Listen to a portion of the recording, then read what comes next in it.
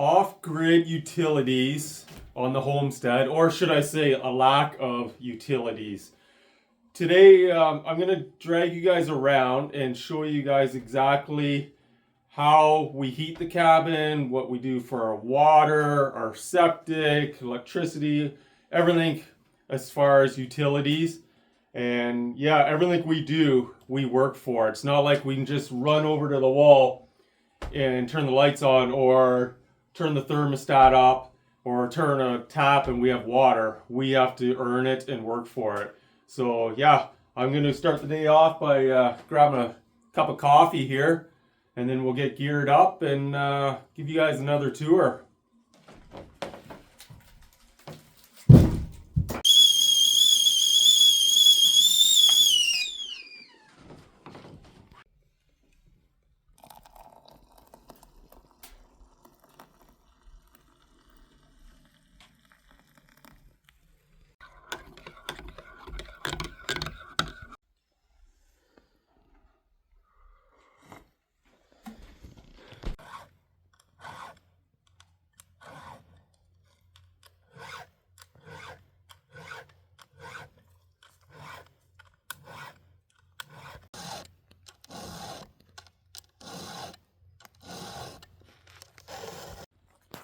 When it comes to heating the cabin, we have a wood stove, as you guys have noticed.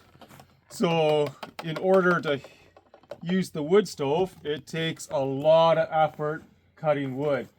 We haul it from the bush, bring it here, cut it up into 16-inch pieces, and then we split it all by hand and then throw it into the woodshed here for the winter.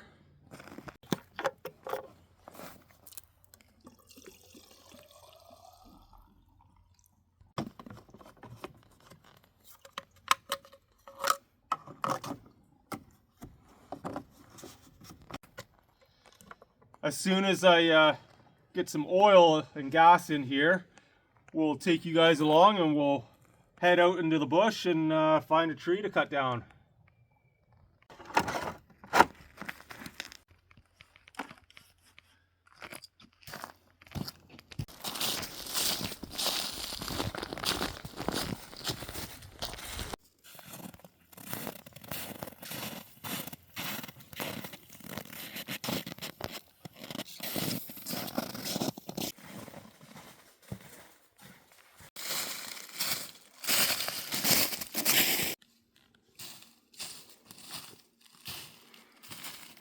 Oh, here we go, guys. This one's been dead for a while, so it'll be nice and dry. We could probably use it right away. And it's leaning off the ground, so it's not going to be rotten. It'll burn really nice, and I don't have to fall it or nothing, so it'll be nice and easy. So let's trim off the branches and haul this one back to the cabin.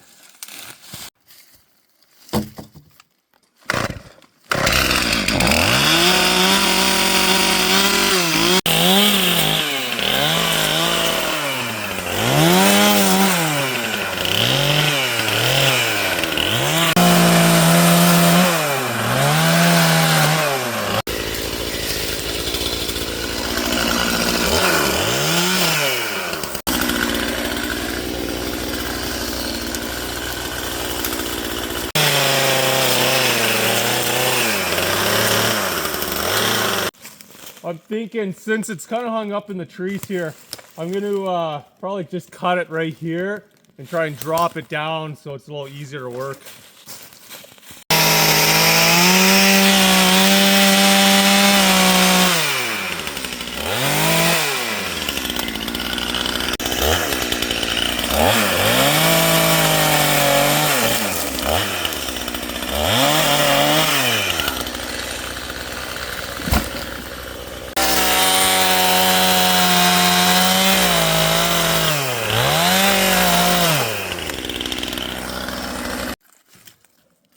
Yeah, that's like perfect. 100% dry, ready to use right away, so that's bonus.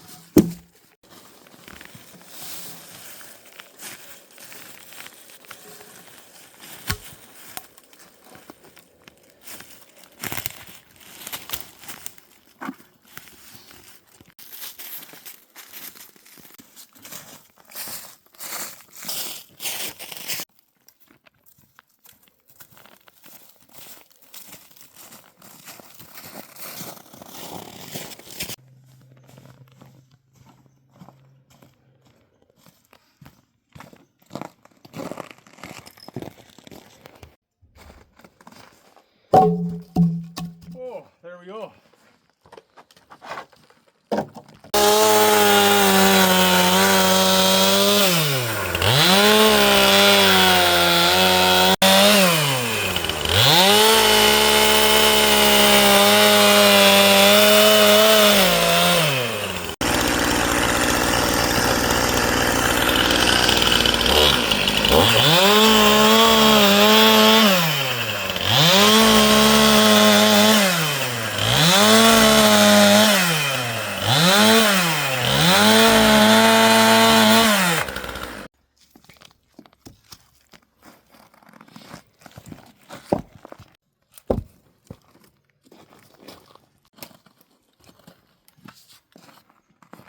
Now it's time to split them all.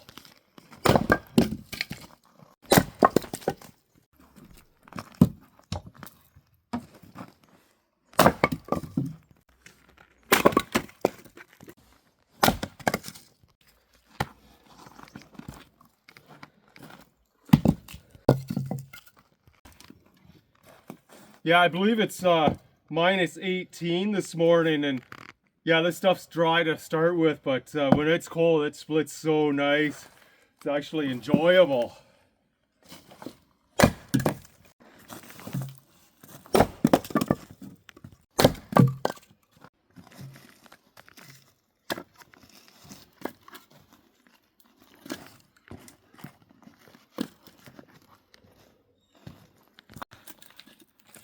And then just into the wood pile it goes.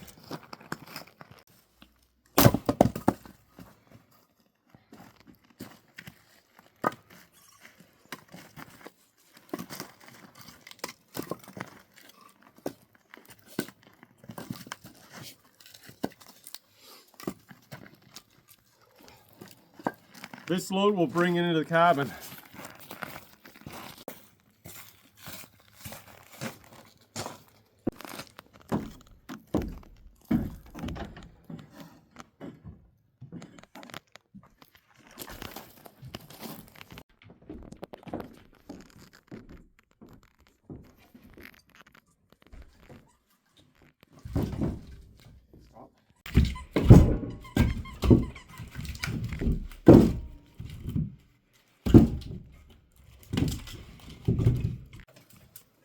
We don't have the luxury of just going over to the wall to the thermostat and turning it up to get more heat.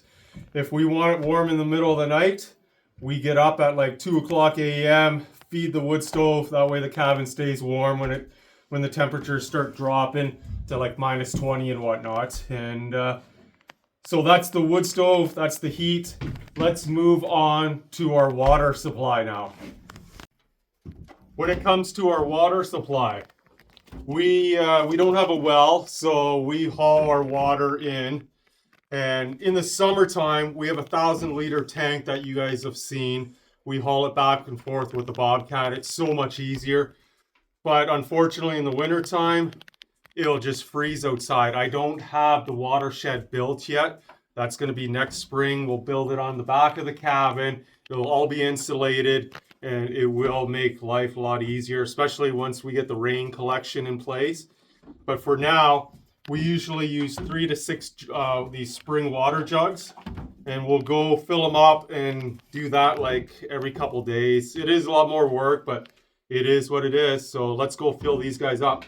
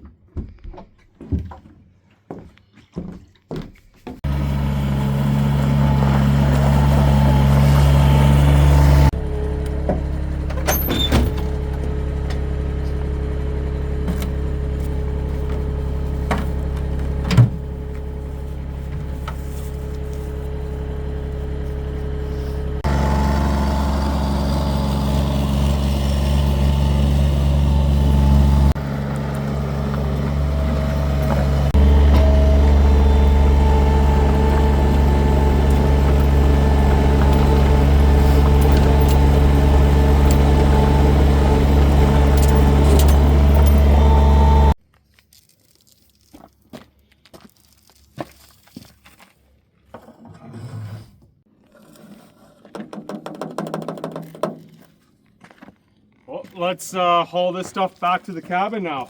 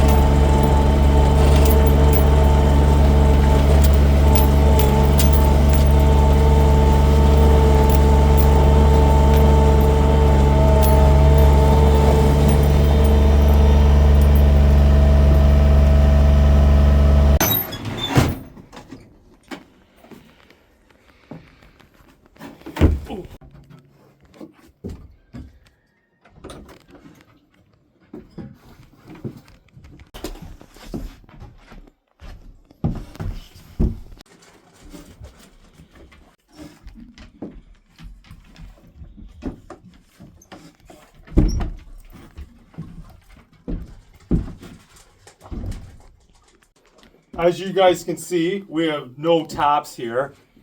So we just hold our water in these spring jugs, and we usually fill up this little guy for washing hands and whatnot. And then obviously we don't have hot water either. So in order to get hot water to do dishes, we'll fill this pot up.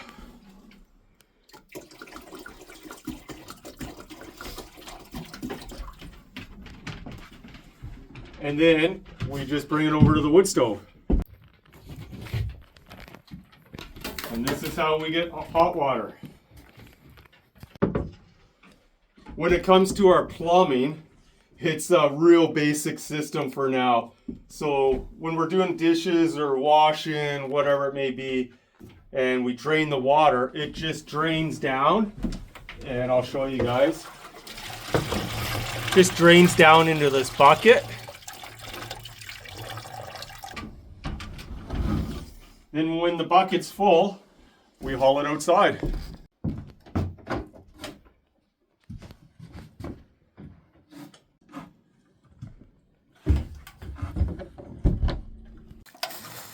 And just pour it outside. Hopefully next spring, I'm going to do some plumbing. I'll put a pipe right through the wall, and then we'll build a French drain just on the other side of the cabin, and then that way we don't have to deal with this bucket. It'll just drain right outside and be done with it. That's our water system, you guys. Very simple, just lots of hard work. When it comes to our electricity, we'll start out here on the deck. We have these little solar lights. In the summertime, we can get about 8 hours worth of light. In the wintertime, it cuts probably down to half, like 3 to 4 hours of light.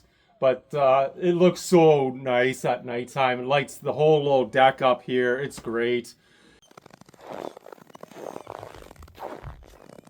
Inside the cabin, we're very limited. We only have the one light and then our little red fridge. This here is our tiny little red fridge. It's such a cool refrigerator. It's like, has that antique look, bright red, which I love, but it is small. Like it only stands, I think it's like 5 feet tall, and it's probably just under 2 feet wide. Has a little freezer and just a little bit of fridge, drawers in the door and whatnot. It works great, but unfortunately with this and our light, that's all we can have hooked up to our little power supply. One of the biggest complaints we always get on the comments is that our cabin is way too dark, which is understandable. It is, but it's very hard, especially if we're filming at night and whatnot. We just don't have the lighting, but we're working, actually not working on it, but we're trying to save up for solar panels, and we want to get some great big monsters and get more lighting, especially in the kitchen area as well. But it all just takes time, and honestly takes a lot of money, which we just don't have right now, and we're doing our best to save, and hopefully maybe within the year we'll have this place just glowing. Our light up here, I made this whole thing. So the top part is a very, very old antique, I think it's an old pulley from like the 1800s, late 1800s. And then the light shield is actually use it for chickens in the chicken coop for heat and whatnot. And yeah, it turned out really cool. I'll give you guys a close up here. So that's the top side of it. And I'll just kind of bring you guys down here. It's such a neat little antique. That's the underside. And then just the light. And one additional power source we do have is the old generator here. So if we're out here working with like high-powered saws, something that's going to suck a lot of electricity, we'll fire up the generator. But it's noisy and whatnot, so we always use it for our plan B, but it's here if we need it. And yeah, it does work really well. I've had this one for, I don't know, like 5 years or so, and a ton of hours, and it just fires up first pull every time. So definitely a must-have. So for the main event of the off-grid utilities is the septic. So we're kind of spoiled. We have outdoor and then we do have indoor. So let's start it with our outside outhouse. We'll take a tour.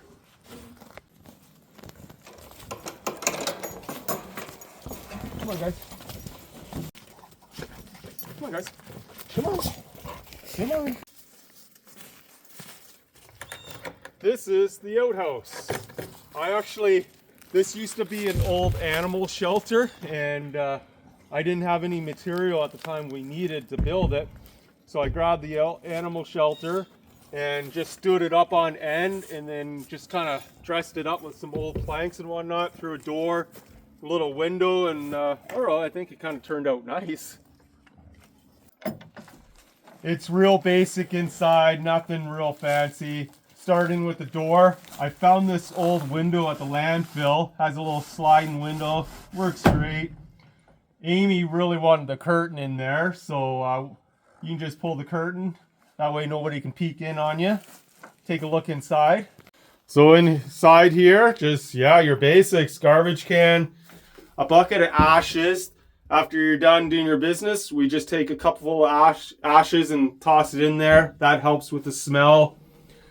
And we usually keep all the toilet paper in a can, or else the mice start chewing. And then you have your basic hand sanitizer and whatnot. And that's the outhouse. So when the temperatures start dropping, Amy is not a fan of coming outside to go to the bathroom. So she was bugging me for a long time to do an indoor bathroom. So I think it was about a year ago, I built the addition onto the back side, and we have an indoor bathroom now. So let's go take a look.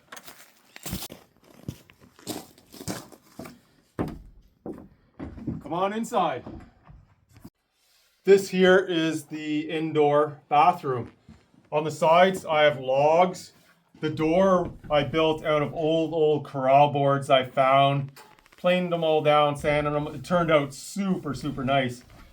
The handle is really neat. I found this in the river, and it actually has a rock embedded into it. I never had to glue it or nothing, and it's just stuck right in there. It's like a fossil. It's so cool. And then Nash wanted to dress it up. The star is an old Christmas ornament. And then last year for Christmas, he got me this little tree ornament. And it's actually a piece of log, and it has our dog Stewie burnt into it. It looks so cool. I'll show you guys. Stewie dog. Inside. So on this side, again, just old corral boards for a wall, old medicine chest, your basic stuff, right? The toilet part is actually it's a composting toilet. Well, it's actually a bucket. So we just put a composting bag in it and then haul it out once it's full. Real basic, just a little bit of work. On this side, it's just a sheet and I still got to build this wall, so it's a work in progress here. And then it's just a little battery light, so it's on a sensor. When you open the door, light comes on. Real basic. On the inside of the door, you guys, for a handle, I have this old antique trap. I think it was a trap for probably maybe coyotes or something small, but it's seized right up, and I thought it would make a perfect handle. And so I just screwed it on, and yeah, you can get your hand in there and it works awesome. I love it.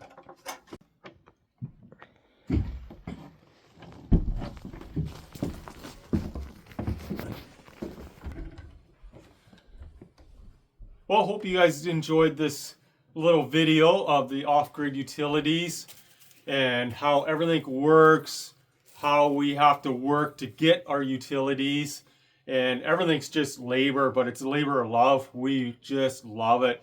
Even when it comes to food, like growing our own vegetables and raising our animals and hunting, and then wood and electricity and our off-grid plumbing, and everything is so much work, but yeah, we would never trade it for anything or change anything. It's just amazing to live out here, and it's just awesome.